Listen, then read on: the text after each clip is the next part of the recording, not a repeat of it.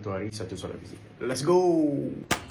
So, untuk simbol-simbol dekat dalam kalkulator, korang boleh tekan option guys. Contoh saya nak 5 micro 10 kuasa berapa 5, lepas tu awak tekan dekat option sini and korang pergi dekat engineer simbol nombor 3. Okay, so ni korang ada banyak lah. Ada mili, micro, nano, pico, femto, kilo, mega, giga, tera, peta, exa. Benda ni korang tak pakai lah. Peta, exa, femto ni korang tak pakai lah.